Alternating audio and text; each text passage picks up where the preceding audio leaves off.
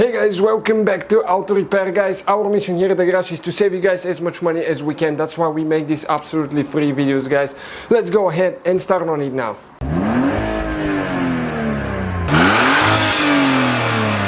Today we're going to attempt another bumper restoration right here, guys. As you can see, this Ford C-Max 2013 model has been hit in the front and there is a hole in the bumper. As you can see, it's right here, it's on the side too, it's not good at all, and replacement is pretty expensive, and we'll show you how to fix it, guys, and make it like new without buying a new bumper cover. It won't cost you too much. The things that we're using probably will spend less than 40 bucks for supply, so stay with us to see how we're going to do it and if you will like the results. Alright guys, as you can see, we took all the grills off, all the bumper inserts, and now we can proceed by fixing the hole and actually make that thing like new again. It's going to take some time, but it will save you a lot of money, especially if you're in a country where this bumper cover is pretty expensive. Even if it's in the United States, it's still expensive, pretty expensive, because C-Max are not as popular. It works on any vehicle, guys, any bumper repair. You'll be able to do that. Doesn't matter what make, model, BMW, Mercedes. We have a one on the Mercedes how to fix it as well. So what we're going to need is a torch, or you can use just a hairdryer. If you don't have a little torch, you can use a hairdryer to heat it up, and we'll show you why we need to do that. Okay, so we're going to fire it up now, and what we'll need to do, you need to go underneath the bumper. Okay, and you need to start heating it up, but what you need to do, you need to make sure you don't stay at one spot for too long. You need to be moving quickly back and forth so the plastic doesn't get too hot. You just need to make it warm, guys, okay? Just warm, not too hot. You don't want to melt it. And once you do that, okay, we'll show you. You can do that with a hairdryer as well. If you don't have a torch, just a regular hairdryer will work too. Okay. Okay, now we got it hot on this side right here, and you can push with something underneath. Okay, now you need to get water, and we're going to spray it now. Okay, right there. Now we need to spray cold water on it, or just pour some water on it. Okay, like that. And it's going to make it cold. And once you get it cold like that, guys, the plastic will stay where it's supposed to. Okay, you need to apply pressure while you're applying cold water on it, and it needs to be to where you can touch it and it's not warm. And then you can proceed by doing the same to the rest of the bumper. Guys, we're done heating this thing up. As you can see right now, that's what we got. And you can see how much smoother it is now. The hole looks way smaller, so stay with us to see what else you need to do now. So now, guys, we need a small drill bit, and we're going to make a few holes. Okay, like that. And we're going to use zip tie. Okay, so what they call that, it's kind of like the drifter stitch. They use that on bumpers a lot. But we're going to do that just to fix the bumper while we're applying the other components, so we can make sure it's fixed, nothing is moving. Okay, and you need to get the zip tied through the hole here and just get it tied on the inside and pull it. Okay, you can see when you pull, it will get tight here and it will fix the bumper.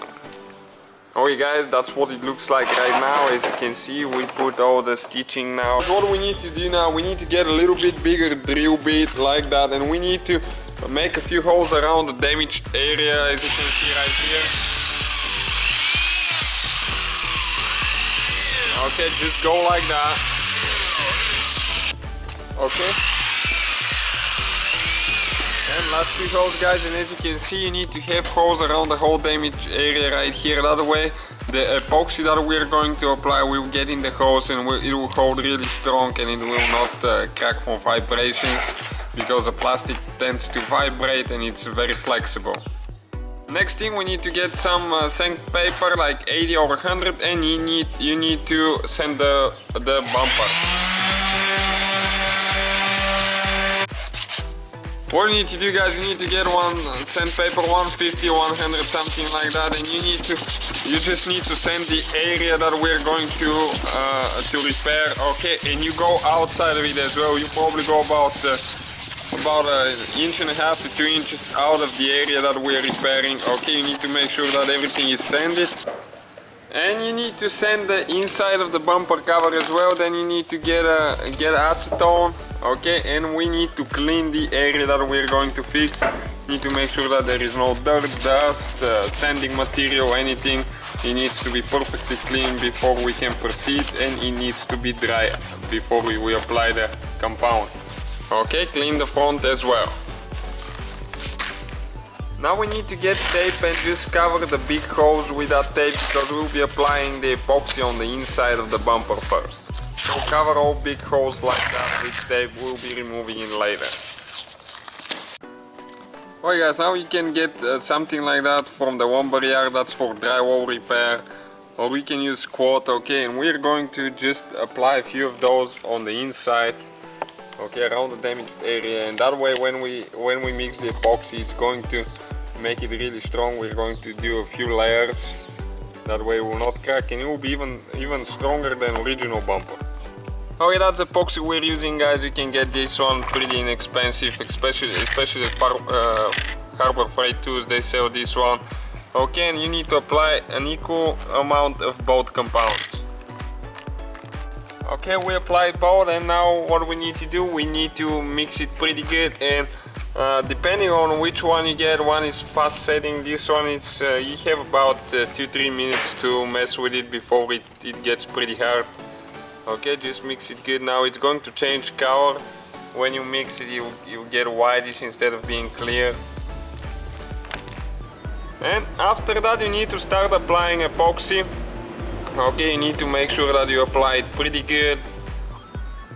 Don't save it, you need to have a good amount of it to cover the whole area. Okay, and that part that we use, as you can see, the one for the drywall, we can use quart. It's going to make it super strong. It's like what they used to build the boats. Okay, just like that. You need to make sure that it soaks good. Okay guys, then you can get some gauze, you know, the one that if you're hurt you put it on top of the wound, okay, like that, and you put it on the epoxy right now, so it's going to hold it and it's not going to leak everywhere. Okay, just like that, and it will start setting faster that way, because otherwise it can get pretty liquidy and it will run everywhere. Okay, we mix a little bit more because the first one set. You need to work a little bit at a time, and now we're going to do the rest of it, guys. Just do the whole repair now. Okay, we're done with the back side. Now we're going to remove the tape on the front, and we will apply epoxy to the front as well. You can see we leaked some out, but that's fine, we will be sanding it later anyways. Okay, so now we will do the same procedure, guys, to the front that we did to the back. Alright guys, as you can see, we apply a little bit to the front, and now we will just let it dry and get really hard for about 24 hours. You need to not mess with it, just leave it for about 24 hours. Alright guys, we let it dry. It's been almost 24 hours, and now with a grinder or a sandpaper, you can use the sandpaper, but we will use the grinder. We're going to grind it and make it, you need to make it scratched up on top, because if it's smooth, the bonder will not bond to it. We'll show how to do that now, so go ahead and grind it, okay?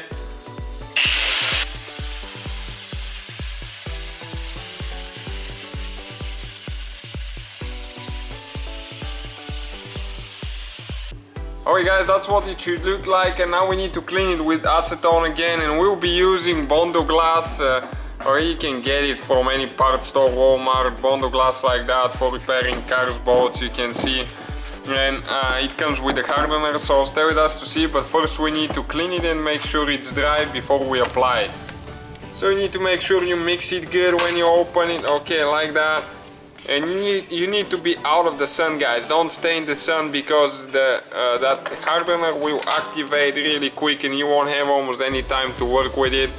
Okay, and you need to, depending on how much you're fixing your bumper and what the damage was, you might need to go 1 or 2 times depending how much the damage is. It's hard to tell, but we'll be using that much for now, and we'll probably need more later. After we sand it, we'll show you what you need to do. Now you need to apply hardener. Okay, just the cream you put on top, and then you mix it good, but you need to be quick to mix it quick, because otherwise it will activate. Okay, that's enough. In hot weather you use less, in cold weather you use a little bit more, but right now it's about 75 degrees here, so that's what we'll be using. And you just mix it good. You need to make sure that it's you need one color, not green. You need to make sure that there is no different shades of green, and then you start applying it on the bumper. Okay, you can see just like that.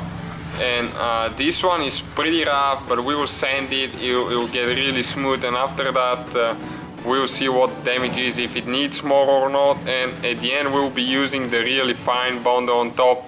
That will make it super smooth, and the bumper will look great. Okay, just like that. And you need to let it dry for probably at least 45 minutes before you start sanding it, to maybe an hour. Okay guys, we're going to sand a little bit right here because it still looks a little bit low, and before we sand everything we're going to apply a little bit more. So as you can see right here, it's still a little bit of a hole, so we're going to sand it so the new Bondo sticks to the old one, and we will use the grinder. We apply the second coat now to see what it looks like after that. It looks pretty smooth now, so we'll just wait for it to get hard and sand it. As we're going to use a 60 sandpaper now. You can do it by hand, but we'll use the machine so it can save us some time, but you can do it by hand as well, and just start sanding it until it's smooth.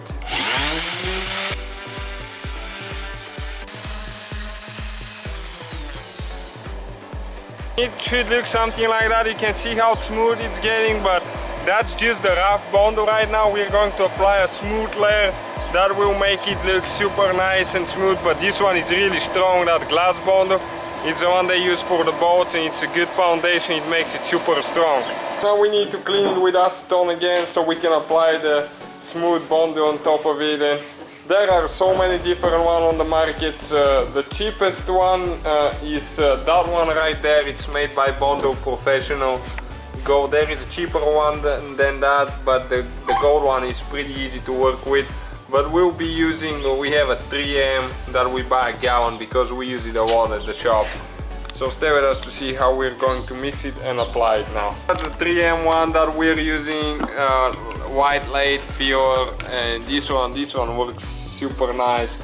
We got that thing, a whole gallon for only 30 bucks on eBay, and that will last you a long time. You can fix at least not to say a big word, but 50 bumpers, no problem. So altogether you're not going to be spending too much. If you get a small can of gold Bondo and glass and epoxy with the sandpapers and everything, you'll probably spend less than $40 for supplies. And paint, of course, but even if you buy a new bumper you still need to paint it. So okay, stay with us now. We need to apply a little bit of hardener now on top, and they come in different colors, but it's pretty much the same thing. It doesn't matter, so you just apply a little bit depending on the temperature again. If it's too hot you apply less, and do not do that in the sun. You have to be in shade, because otherwise it will activate too fast and you won't be able to work with it. So you need to mix it really good until it's one color, and you don't have different shades of white and blue, so it needs to be just blue or red if you use the red hardener. Okay, now you need to apply it smooth again. It depends on how rough it is. You might have to do it twice, but in our case I think everything will come out from one time only. You just apply it and then we will sand it again. And when you sand it, you need to shape it the way the bumper should be. So you just get, the more you do, the better you get with those things. Okay, with sanding it will make it really smooth. So what we are going to do now, we'll start sanding, and we already did a little bit with 120 sandpaper. You can do it by hand or with the machine, and just go ahead and make it smooth. Alright guys, then you can get a 120 and finish it by hand. And what you're going to do, you need to try with your hands and see if you have any high spots. If you do, what you need to do, like right here we have a little bit of a high spot, you're going to sand there, just sand for a little bit and then try again. Okay, now it's pretty smooth, and you need to shape it the way it's supposed to be. So we have a crease right here that we're shaping now, and we're done now. But as you can see, there is still a little bitty pinholes here and there. Okay, so those holes, now we need to clean it with acetone again, and we're going to just apply a little bit in the holes. And you can see how much better it already looks compared to what it was. Alright guys, we filled up the little holes. Now what you need to get is a 400 sandpaper, wet sandpaper, okay, like that. And you need to dip it in water and you need to start sanding the bumper. You need to make sure that you sand the whole thing. We'll show you how much you need to sand. When it dries, it needs to be thorough, and you should have no shiny spot at all on the bumper, because we'll be priming it and then painting. Because if it's shiny, the primer and the paint will not stick to the bumper and will peel off later. Alright guys, what we're going to do now, we're going to use a primer. You can buy in a spray can if you want, but a high build will be really good one. Okay, we're using this one, really inexpensive, 1 gallon. It will last you a long time, so you don't need a gallon for the bumper. You need probably less than half a quart. So you can buy a really small can, that's the activator. Some of them come pre-mixed, ready to spray, some come with activator. We did 1 coat already guys, on the bumper right here, and now we're going to do a second one. You have to wait between the coats about 15 minutes, 20 minutes depending on how hot it is. We're also working on that hood here as well to save it. Instead of buying a $500–600 hood, it had a little bit of damage here. So now we're going to apply a second coat in a little bit, and after that we will let it dry and see what the result is. We're ready to apply the second coat now and see what it looks like after that.